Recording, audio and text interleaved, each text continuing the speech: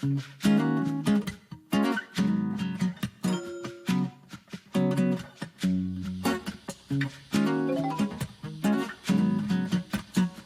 Joel. Hi, Don. How are you? I feel really honored to be able to interview you today. That's great. It's really nice to hear, and I'm really glad.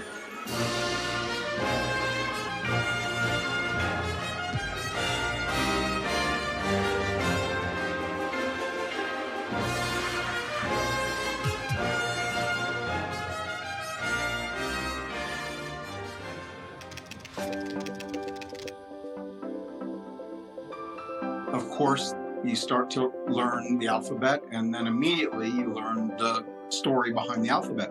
And I was just taken up by it instantly. It was just like being hit in the head. You know, that whole speech with, you know, the common people are not able to communicate. This makes me sad. And so I've created these 28 letters. I was thinking, where else in history have we heard anything like this from a ruler? I mean, and I was trying to think where, and there isn't another example. So that was enough to sort of just make me not stop thinking about it. I mean, I totally agree because I was born in Germany.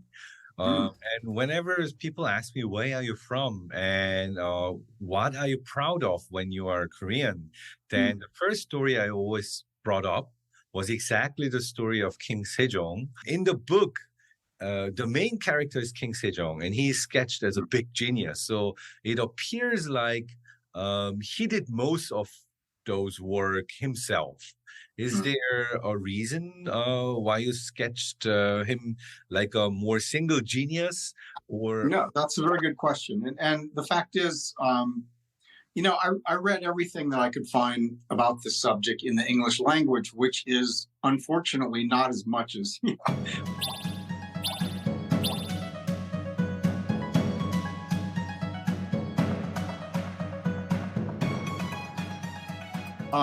Me deciding I'm going to go with a story where King Sejong has created, and I like to use the word created as much as invented, because I think it's Hangul is a piece of art as much as it is an invention, you know. And King Sejong can be seen as a Michelangelo as much as he can be seen as a Thomas Edison, for example, psychologically. It totally makes sense. I mean, there's also a minor hypothesis. It's not really from scholar and academic, but some people, almost like a joke, say he's a person from the future.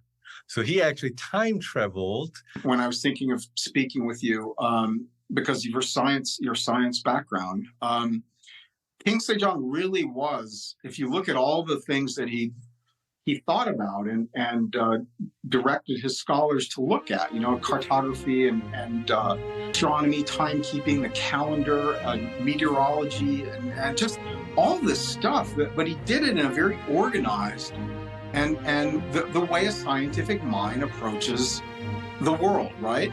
And he did not in a scientific age, and that is actually quite fascinating. So he was a kind of a man out of time anyway. Going back to a little bit lighter subject, what's the one Korean word you remember or you like? I think 시원하다 is a good, you know, because 시원해요, because it's like you can use it to describe a cool breeze and a hot soup and a neck rub. You know, it's like a philosopher's stone of words. You know, you can kind of use it.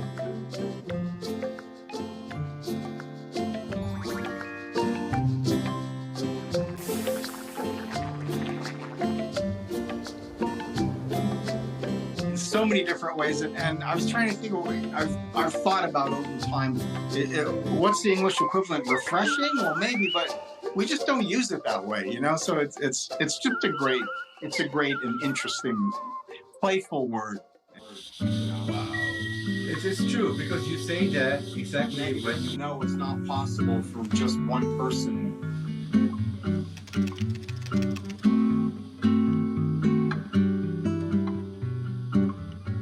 You know, there's that ceremony where when the ruler dies, they shake the robe and throw it from the roof of the palace and say, and they say, you know, Your Majesty, please come back. Your Majesty, please come back. And that's the last line in my novel. Your Majesty, please return. Please come back. And that's not in quotations. That's me writing that. You know, so in fact, that was part of my feeling when I wrote this book was, wouldn't it be great to have someone like this in the world today?